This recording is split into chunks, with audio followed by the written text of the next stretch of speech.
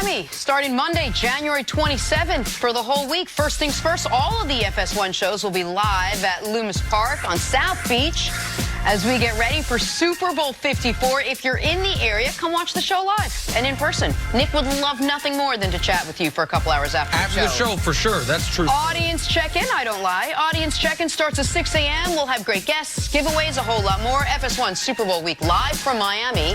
Now just 2. Right in Brandon Flowers' neck of the woods. You gonna come by. I'm there. He's gonna be there. South Florida, baby.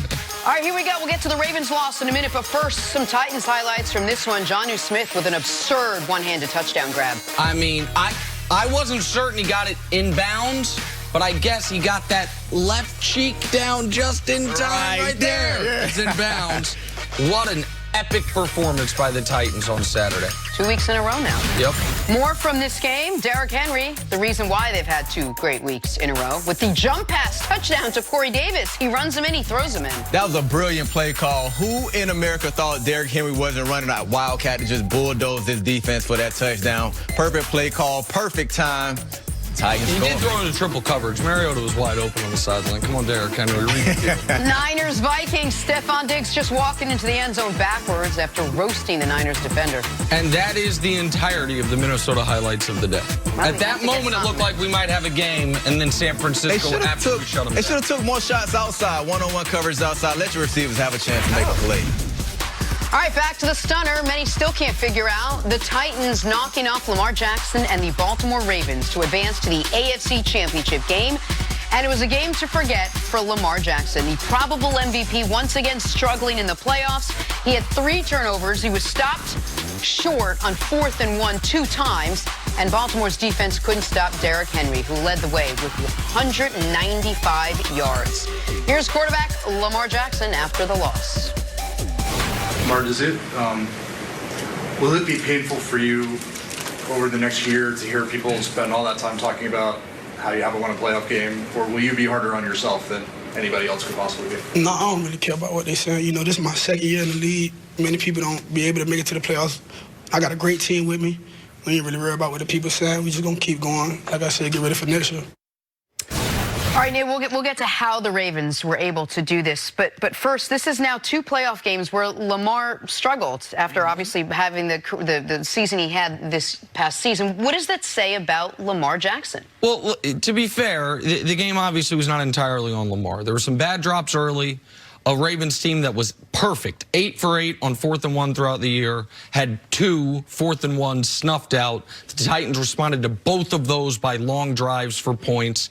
And the Ravens defense, which had been exceptional ever since week 3 and really great ever since they added Marcus Peters, had one of their worst games of the year. So none of those things are not individually on Lamar. But Lamar now in consecutive years has had his single worst game of the season in the playoffs. In consecutive years, Lamar's play has propelled Baltimore to the postseason, only to have in the postseason, he played terribly. And that is not that surprising. It's not that odd. It is something very similar to how Peyton Manning's career started in the beginning, where he was great in the regular season and then struggled mightily in the playoffs. But what I'm not going to do today is go to either end of this. I'm not going to act like this is a total indictment on Lamar and this is why he fell to the end of the first round. This is why mobile quarterbacks can't succeed. That would be too harsh and that would be too reactionary after we saw what he did in the regular season. What I'm also not going to do, though, is patronize him and act like this doesn't matter. It matters.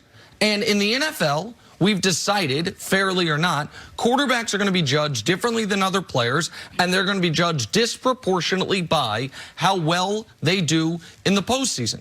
It's why before Brady had 6 rings and before he had anything close to the numbers he had, there was a real argument he was better than Peyton Manning, even though Peyton Manning had a boatload of regular season MVPs, because Peyton Manning got worse in the postseason and Brady got better.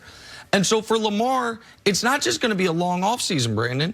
It's going to be a long 12 months because no one will care, even if it's unfair, what he does in next year's regular season. Nothing will matter for Lamar until he's back in the playoffs and has a chance to have his first good playoff game. And I know he had 500 yards total, and I understand you can say, well, this is why it wasn't on him, and it wasn't all on him. But if you were to look at the 16 games he played this year, Brandon, this was the worst one, and it obviously came at the worst possible time. So with Lamar Jackson, this game didn't say too much for me when it comes to, like you said, criticizing him for this game, because last year playoff, I feel like they kept the training wheels on. They didn't open up the playbook too much. I feel like they wanted him to just stick to these amount of plays. You're still young, just get some experience. And at the end of the game, they let him throw it a little bit, and that's when he loosened up. This game, the Ravens didn't show up as a team. The defense didn't play well, and I think the thing that hurt the Ravens the most, Mark Ingram wasn't healthy. And this offense and this offensive coordinator, this team didn't know what to do and how to adjust. Usually Mark Ingram is going 4 yards a carry, 3 yards a carry, 5 yards a carry. And then Lamar might pull it and he go 8 yards. And that keeps the defense off balance. So not having Mark Ingram there, and I think Mark Ingram had 20-something yards this game, it really hurt this team because I feel like Lamar started to press a little bit. And it shows his immaturity from not being in the playoffs too long. And that's why I think he just needs to grow a little bit. And maybe those 4th and 1s go a little different if Mark Ingram's back there. Definitely. I think Mark Ingram picked those up, definitely. And I just think Lamar just needs to watch Russell Wilson this offseason and see how he takes the game. He doesn't get rattled. He doesn't press for anything. I think Lamar Jackson should have ran more in the pocket because they couldn't rush the ball.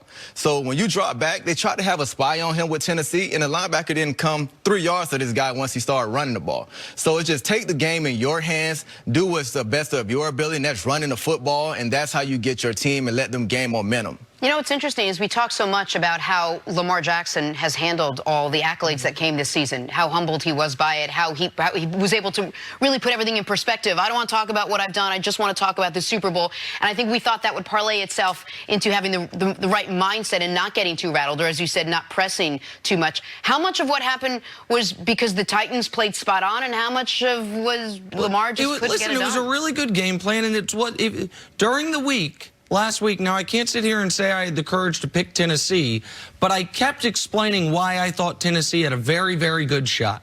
The rust was clear.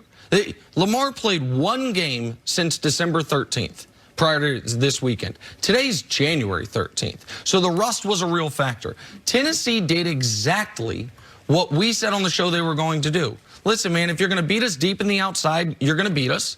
But what we're not going to let you do is you gash us up the middle with your legs or with other running back legs.